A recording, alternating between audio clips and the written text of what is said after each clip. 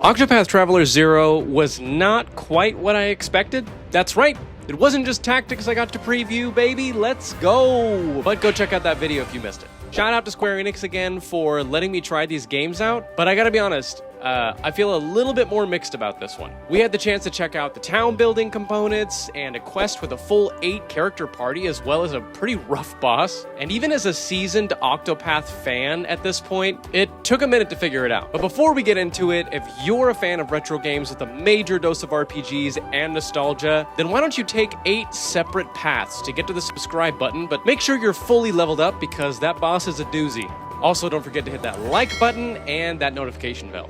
All right, let's get into it. To start, Square gave me the choice to try this on the PS5 or the Switch 2 in handheld mode. And given my love and experience with Octopath 1 and 2 on the Switch, it felt natural for me to try it there. And I'm happy to report that it looks incredible on the Switch 2, as I expected. This game feels like the normal Octopath games despite its foundation being the mobile game. That being said, I've not played the mobile game, so maybe that's not surprising, but anyway. Oh, brother, this guy stinks! Given the context of this game, as well as the amount of characters and quests we'll have, I imagine that I'd prefer this on the Switch anyway. There's something about playing these kinds of JRPGs in handheld that just works. Anyway, let me give you the rundown of what this game is going to be. This is going to be a new Octopath Traveler game using that HD 2D art style that Square is running with, and I flippin' love it. Let's get more of this. It's set in the continent of Orstera, which I believe is the continent of the first game. And if you haven't played the first 2 games, like, what are you even doing out there? It's a great story about revenge and/or restoration revolving around some divine rings. And I say revenge and/or restoration because the setup of this game has your beautiful town attacked and engulfed in flames, giving you the choice that will impact the story for the game. You'll have path actions like the other games where you can do things like inquire, invite, contend, and you'll be able to get items, invite people to your town, or even battle townspeople. And what you decide to do with the people will impact the restoration of the town. So let's start there. The beginning of the preview experience was with the town building. You start in Wishvale, which is the protagonist's hometown. Now, a quick note, the protagonist will be customizable using a character creator that lets you customize your appearance, voice, hairstyle, hair color, and even your favorite food and skills. Wait, I worry what you just heard was, give me a lot of bacon and eggs. What I said was, give me all the bacon and eggs you have.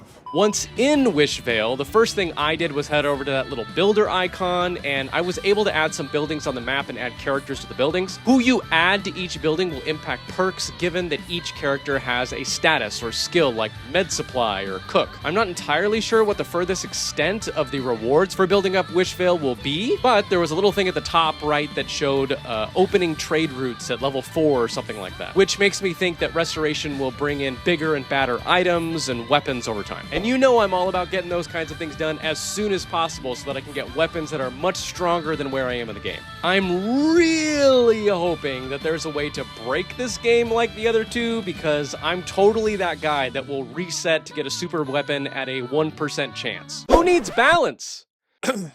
Anyway. Along with the buildings, you can add decor like cobblestone, barrels, plants, etc. Kind of reminded me a bit of like beefing up your farm in Stardew Valley, and I kind of loved it. Now, once I got used to doing all of this, I found it interesting and entertaining, but I'll admit that the preview itself didn't have a lot of direction, so it took me a minute to figure some of the stuff out. My guess is that with the full game, it will be easier to grasp with your standard build-up and tutorials and things like that, but once I got it going, it was pretty flippin' cool, and it looks just as good, if not better than I expected with that HD 2D art style. And after I messed around a bit here and made the ugliest Wishvale you can make because I didn't figure it out until basically the last minute, Steve over there like, look, Brandon's trash at this game. I jumped over to the second part of the preview, which was a quest with a fully set up party. We started in old Sunshade, and that music already hit me with, I don't know, nostalgia? Can we talk about the early Switch games as nostalgia yet? Do I have to turn in my retro card? And I'm not gonna lie, this part of the preview is where I felt the most mixed. I'll start with the positive. The visuals are clean and the voice acting is absolutely solid. You get a sense of the character Fen, voiced by Grant George, who's Sigurd from Fire Emblem Engage, if that strikes a chord with anyone. And Fen helps you find and try to recruit Ludo, who's this like shrewd merchant who sets you on a quest to go take out some lizard dudes before he feels like your town is worth the gamble. So please, tell me what you know of Ludo.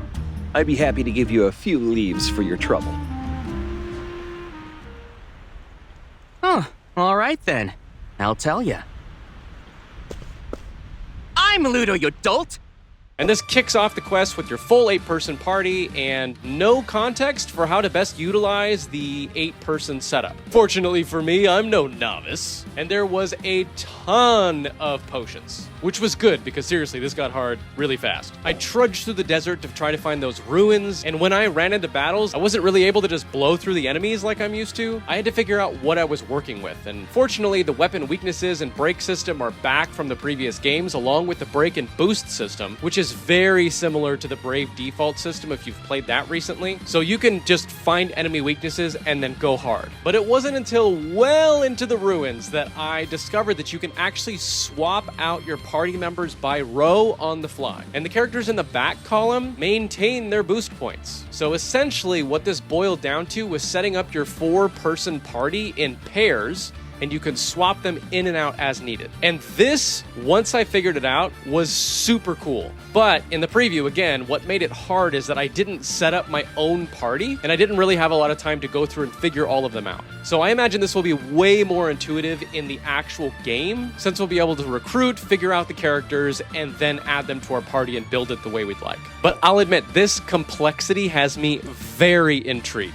There is a lot of strategic possibility with this setup. Just the variety of weapons alone can make it so that you could have, in theory, a full row with a complete weapon coverage to break enemies. Maybe one character's got swords and spears and a certain magic element, while another has daggers and bows with a different magic element to cover. You'll, in theory, be able to make some really broken combinations with this. And if there's one thing I am ready to do, it is break our most beloved of games. But also, it's going to be pretty cool to see some returning characters from the other Octopath games. So I think this is going to be really interesting when it comes down to the different characters you'll be able to recruit. That being said, it did make me wonder if they're going to make this game harder overall to sort of balance the crazy 8-person setups that you'll be able to build. So it left me wondering how approachable this game is going to be compared to the other 2 games. But I mean, like, the possibilities have me sold on this one, for real. Octopath as a series is incredible for the combinations you can create and for some of the endgame bosses you have to overcome. So while it could be frustrating during the preview to figure some of this stuff out on the fly, I'm definitely more excited about this game than I was when it was announced. This game is beautiful. There's so much potential here. We're going to get to see some of the other characters from the other Octopath games. I'm pretty hyped. So thank you again, Square Enix, for bringing me on to try this one out. I love this series, and I'm so excited to see that we're continuing to get more.